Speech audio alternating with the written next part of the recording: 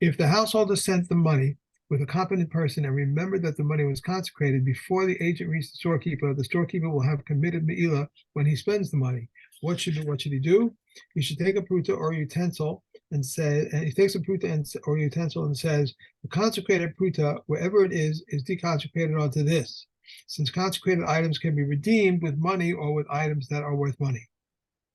If the householder gave the agent a pruta and said to him, bring me lamps with half of the pruta and wicks with half of the pruta, and the agent went and brought his lamps and the entire pruta or wicks with the entire pruta, or if the householder said to the agent, bring me lamps with the entire pruta or bring me wicks with the entire pruta, and the agent went and brought lamps with half of it and wicks with half of it, neither of them has committed Meila. However, if the householder said to the agent, bring me lamps with half of the pruta from such and such a place, and wicks with half of the pruta from such and such a place, and the agent went and brought in lamps from the house of wicks and the wicks in the house of lamps, the agent has committed Meila. If the householder gave the agent 2 prutas and said to him, bring me an esrog, and the agent went and brought him an esrog with 1 pruta and a pomegranate with another pruta, both of them have committed Meila. Rabbi Yehuda says the householder has not committed Meila, for he can say to his agent, I would have wanted a superior esrog, and you brought me a small inferior one. If the householder gave the agent a gold dinner and said to him, bring me a shirt, and the agent went and brought him a shirt with 3 of the salem and a cloak with 3 of the salem, both of them have committed Meila. Rabbi Yehuda says the householder has not committed Meila, for he can say to the agent, I would have wanted a superior shirt, and you brought me a small inferior one. Okay. So next case, mafkid maus etzel shulchani. So somebody leaves money by a money changer just as a deposit. So now there's a machlokes here. Oh wait, no, I may be okay. I'm got confused a second. Okay, no, there's no machlokes on this point. So if the money is bundled, so if it's in a pouch or something like that, lo yishtamesh bahem, then the money changer has no right to open the pouch and use the money. Okay. When you say bundles, does it have to be tied up, the money in one? If the money's tied up. Okay, tied up. The money's tied up, then the assumption is that the money changer has no right to use it. He's just being a nice guy and looking after a bundle of money. Okay. So if he took money out and used it and happened to have been hekdesh mal, then of course he's committed meila. Im mutarim, however, if the money was just loose and the guy said, listen, here I'm giving you 5 dinars or whatever, and he then when you're giving it to a money changer, the assumption is you're just getting yourself a credit of 5 dinars, and you don't necessarily expect those coins back. Now, therefore, if there was a hekdesh coin among those, then the person who gave him the money is the one who did the meila, because he's effectively used a hekdesh coin to buy himself credit with the shulchani, and the money now is full in, and therefore the meila is on the customer, not on the money changer. Even if he didn't know that that money was hekdesh, he still committed meila, and he's still responsible. Right. That's the point. Is when he doesn't know. If he did know, then he's amazed, and he doesn't bring him a meila. Okay. Therefore,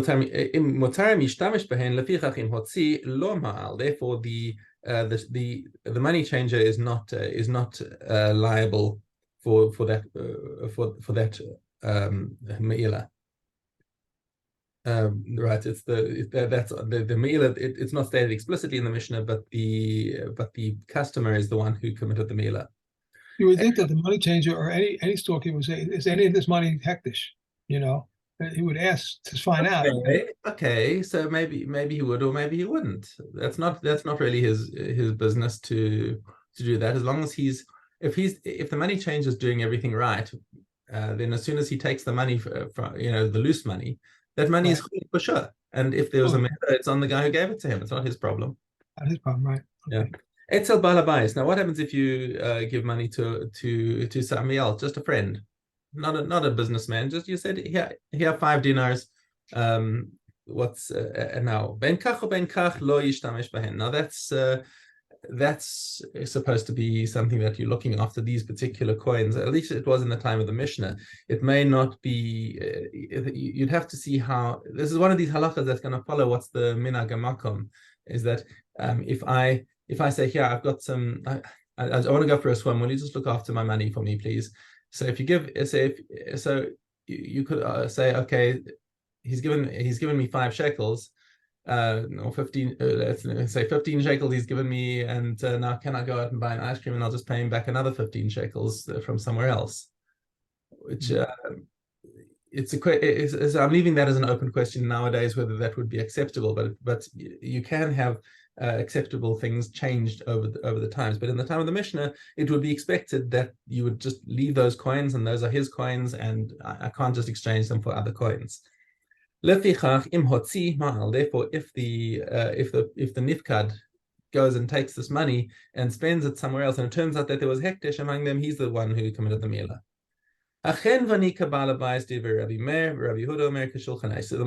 machlokes between Rabbi Yehuda and Rabbi Meir is about a storekeeper, as opposed to a money changer or a balabais. What's that case? Is he like does his halacha follow the money changer, or does he follow the balabais?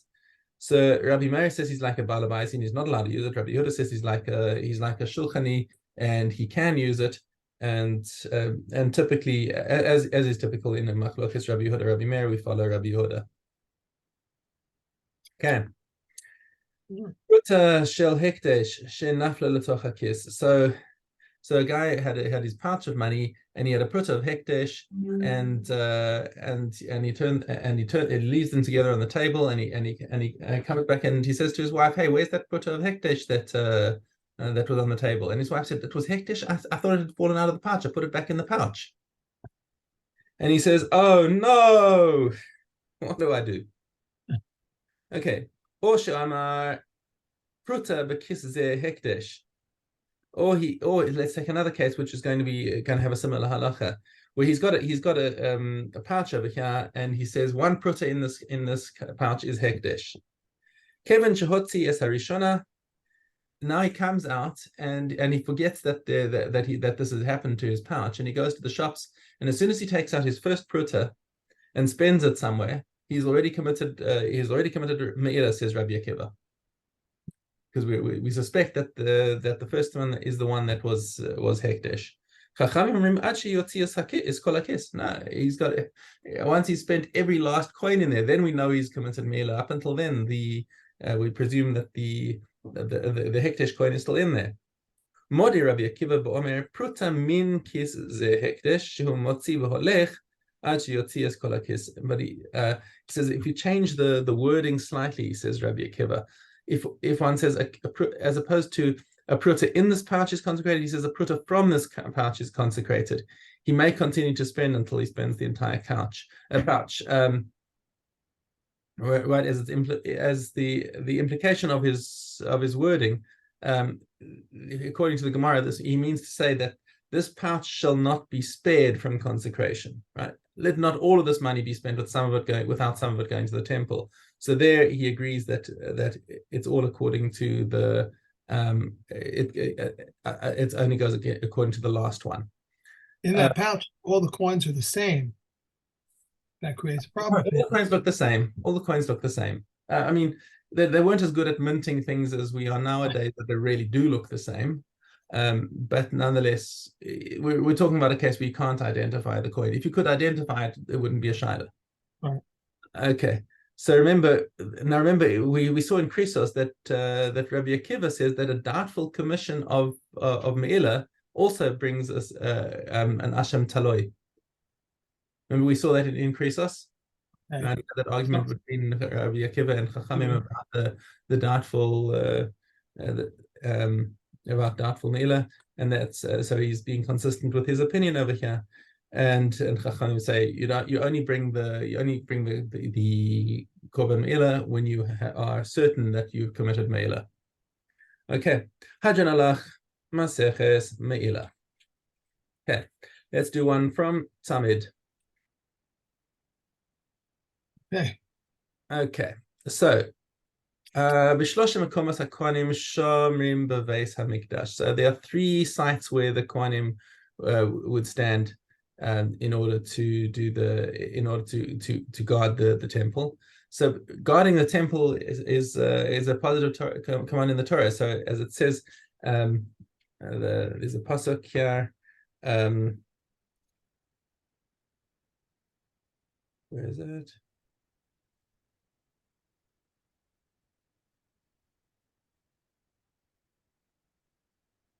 Wait a second, why am I missing this?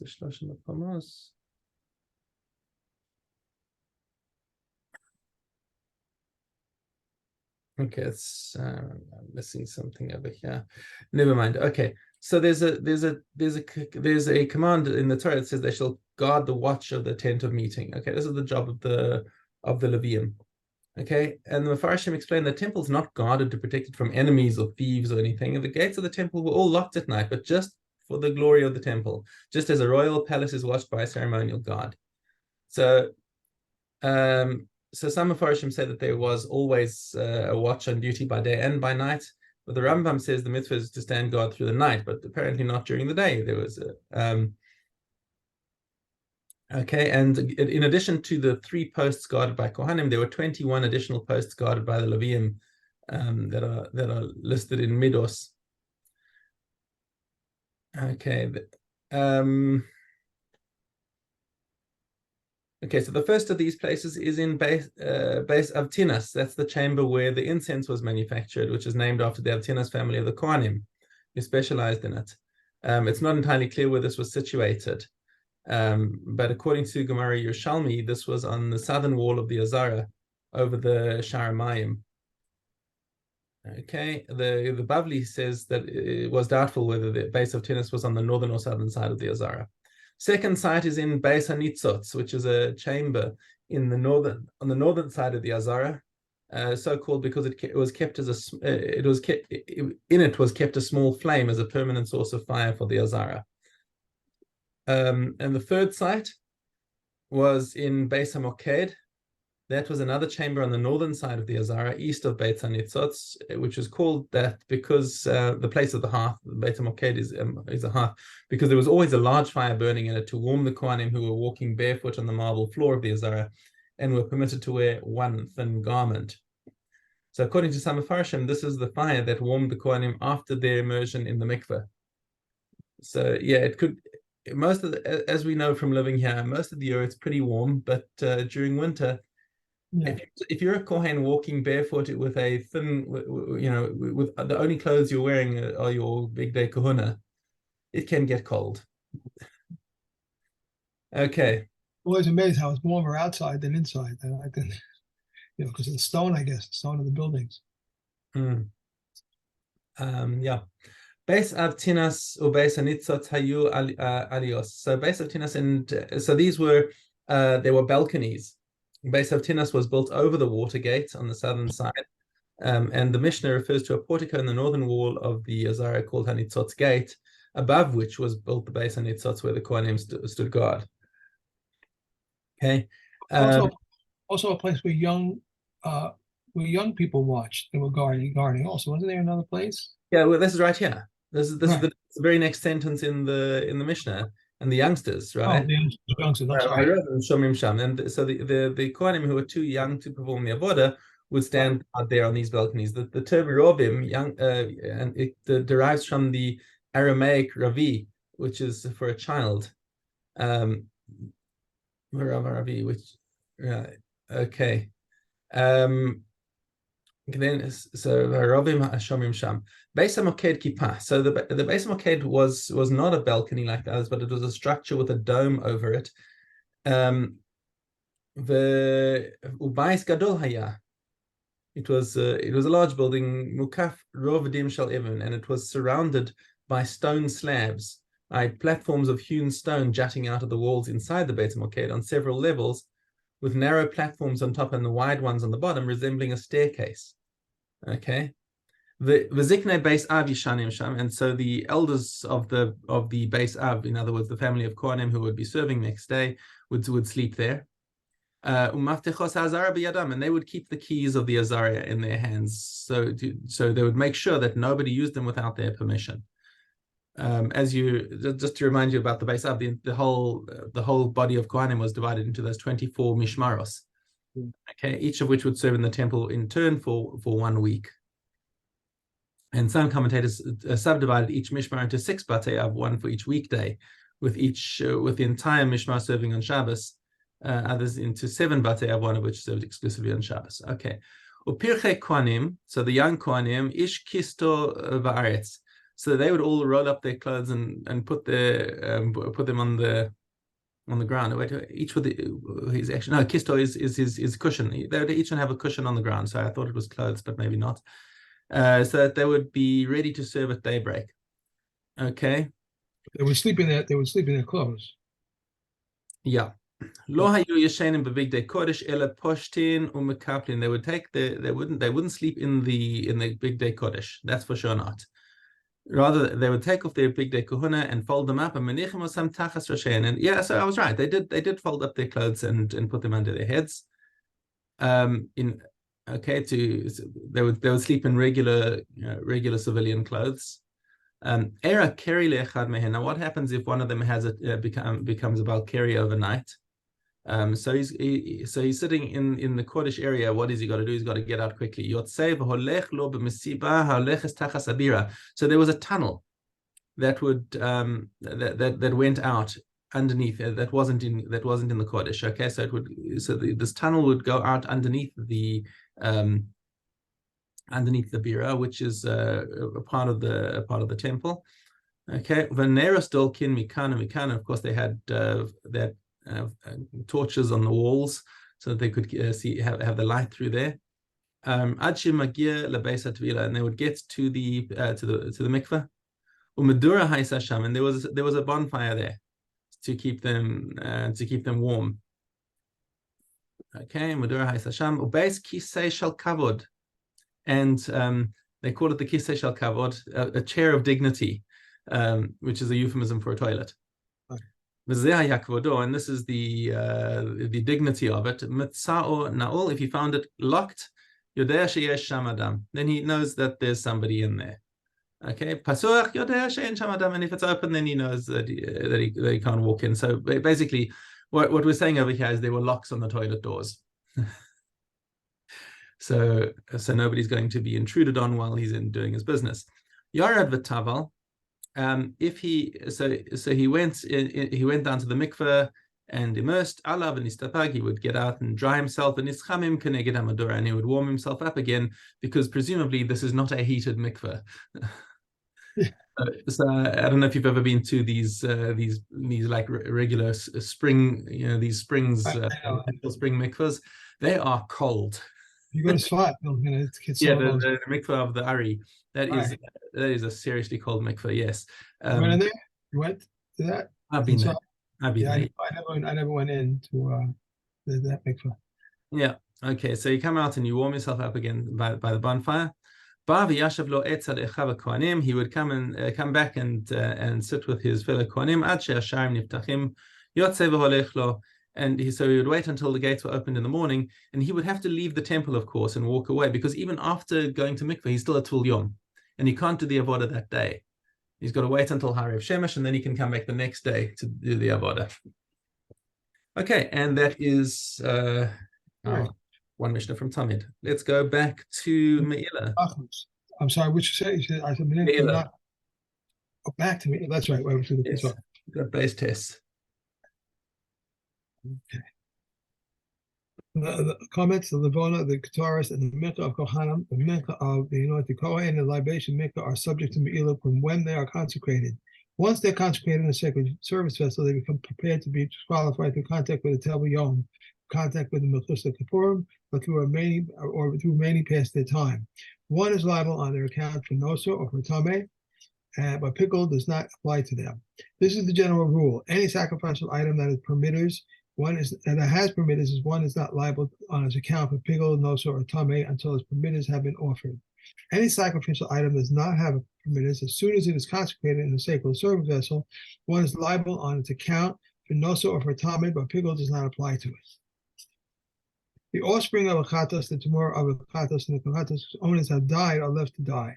Regarding a katos whose year has passed and one that was lost and then found blemished, if after the owners have atoned for their sin, it is left to die and it does not make a tamora, and it's forbidden for benefit, but is not subject to the Meila. But if before the owners have atoned for their sin, it is left to graze until it develops a blemish, and then it is sold, and the owner purchases another katos with its proceeds, and the original katos makes a tamora and is subject to the Meila.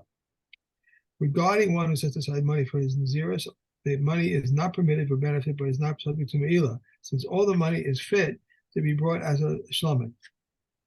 If the nazir died and the money was unspecified, it falls into the fund for voluntary offerings, and if the money was specified, the money designated for the katos should go to the Dead Sea, and that money is not permitted for benefit, but is subject to Meila, with the money designated for the ola, and they should bring an ola. And with money designated for the shlomen, they should bring a shlomen, and the dead shlomen may be eaten for one day and does not require the accompanying bread. Okay. Okay. Tamora.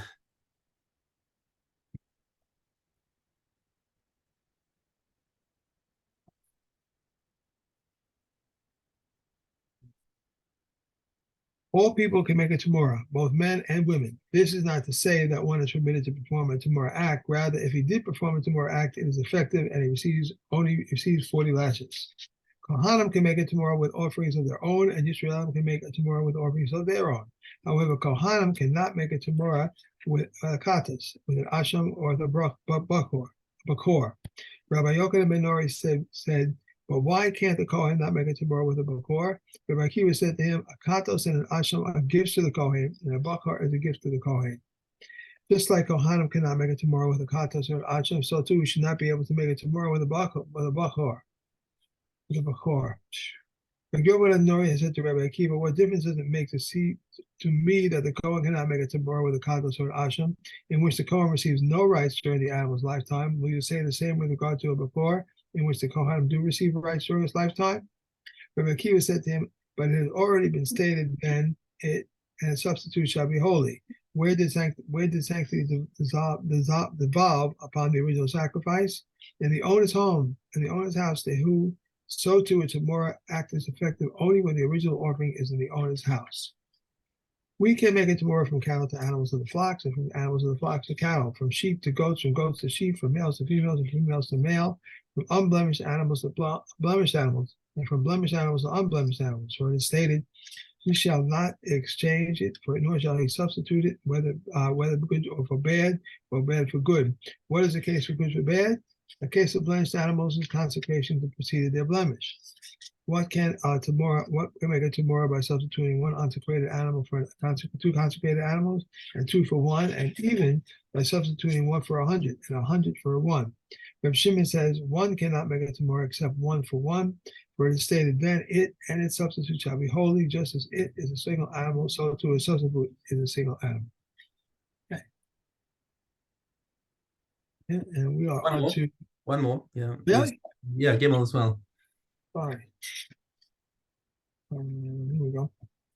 We cannot make a tamora by substituting unconsecrated limbs for consecrated fetuses, nor by substituting unconsecrated fetuses for consecrated limbs, nor by substituting unconsecrated limbs or fetuses for consecrated whole animals, nor by substituting unconsecrated whole animals for them. Rabbi Yossi says we can make a tamora by substituting unconsecrated limbs for consecrated whole animals, but not by substituting unconsecrated whole animals for consecrated limbs. Rabbi Yossi said, but it is not the law of the case of directly consecrated animals that one says the legs of this animal is hereby an ola, its entirety is connected to as an ola, and so too when it says the leg of this unconsecrated animal shall be substituted with a consecrated animal, the entirety of the substitute should become a tamora in place of its consecrated animal. Yep. Okay. Now Nafas. Okay. Hey. The victim of the Kohen were not brought by halves. Rather, it brings a full Isserona and divides it and offers half in the morning and half in the afternoon. If a Kohen offered half in the morning and died, and then they appointed another Kohen in his place, it should not bring half an Isserona of its own, nor the half of the first run Isserona. Rather, he brings a full Isserona and divides it in half, and he offers half, and half is destroyed. Thus, 2 halves are offered and 2 halves are destroyed. If they did not appoint another Kohen from whom it was brought, then Shimon says from the public. The Yehuda says from the heirs, and it was offered whole.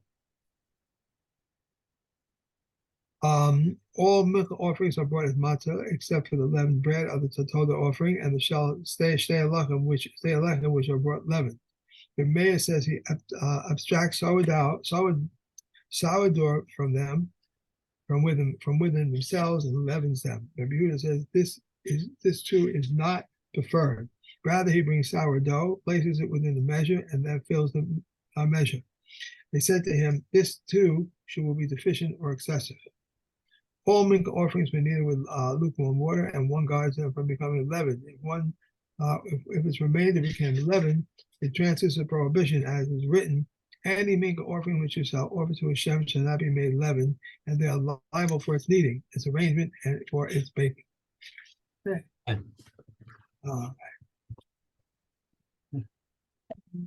Baba Messiah. Very Vav. Until when is he required to announce? Until there is time for its neighbors to know. Wait a second. We're on Tess. Mishna Tess. We're in the wrong place. I'm sorry. Okay. But what is considered a lost article? If he finds a donkey or a cow grazing by the road, this is not considered a lost article. A donkey with its gear overturned or a cow running among the vineyards, this is considered a lost article. If he returned and it ran away, he returned it again and it ran away even 4 or 5 times, he's obligated to return it, as it is said, "You shall surely return them." If he refrained from earning a seller, he shall not say to him, "Give me a seller." Rather, he pays him his wage like an idle worker. If there is a court, he may stipulate before the court. If there is no court before whom he stipulate, his own takes precedence. If he finds it in a stable, he is not responsible for it. In a public domain, he is responsible for it. If he finds it in a graveyard, he may not contaminate himself with it. If a father says to him, "Contaminate yourself," or he says to him, "Do not return it," he should not obey him. If he unloaded and loaded and unloaded and loaded even 4 or 5 times, he's obligated and said, "You shall surely help." If he walked away, if he walked away and sat down and said, "Since the commandment is incumbent upon you, if you want to unload and unload, he is exempt." And it is said within him, if he is old or sick, he is obligated. Yeah. Commandment in the Torah to unload, but not to unload. Substitution says even to load. Rabbi Galian says, if it is bore more than its proper burden, it is not bound to him, for it is said, "Under its burden, the burden shall be which he can bear." Okay. One more. Right? Between his own lost article and his father's lost article, his own lost article takes precedence. Between his lost article and his teacher's lost article, his own takes precedence. Between his father's lost article and his teacher's lost article, his teacher takes precedence, for his father brought him into this world, whereas the teacher who brought him wisdom brings him into the life of the world to come. If his father is a scholar, however, his father takes precedence. If his father and his teacher carry a load, he should put it down the teacher's first, put down the teacher's, and afterwards put down his father's. His father and his teachers were in captivity, he should ransom his teacher, and afterwards ransom his father. If his father was a scholar, however, he should ransom his father, and afterwards ransom his teacher. Well, you get to a big problem and decide who's which one is more worthy than the other. Okay, Psachim. You gotta go. We'll make it. Done it best. Okay. Here we go. Similarly, one who transports crops of the sabbatical year from a place where they have been exhausted to a place where they have not been exhausted, or from a place where they have not been exhausted and a place where they have been exhausted, he is required to remove them. The Yehuda says to him, "Go out and bring for yourself." Where it is customary to sell and sell small livestock to Gentiles, we may sell. Where it's customary not to sell, we may not sell. But in all places, we may not sell them large livestock, calves or foals, healthy or maimed. And Rabbi Yehuda permits selling in the case of a maimed one, and Rabbi Sarah permits selling in the case of a horse. Where it is customary to eat roast meat on the night of Pesach, we may eat it. Where it is customary not to eat roast meat, we may not. When it is customary to light lamps on the night of Yom Kippur, we may light them. Where it is customary not to light them, we may not light them. But in all places, we light lamps in synagogues, houses of study, dark alleys, and for the sick. Yeah. Last, we have Nida.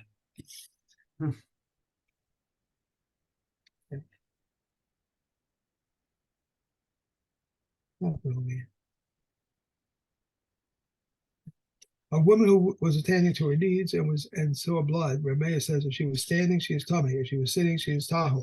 But Yossi says either way, she's tahu. A man and a woman attended to their needs, urinating into the basin. A blood was found upon the urine.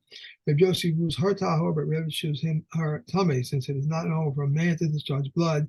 Rather, the presumption of blood is that it comes from the woman. If a woman lent her tunic to a Gentile woman or to a neither, she may attribute a stain to the borrower. If 3 women wore a single tunic or sat on a single bench and blood was found on it, all of them are tamid. If they sat on a stone bench or the seat of on the seat of the bathhouse, then the kemet rules them tahor. And the kemet said was one to say anything that is not susceptible to tumah is not susceptible to blood stains. Okay. That's it. We are done. Great. Have a great day. You too. Wonderful day. Thank you. Bye. Bye.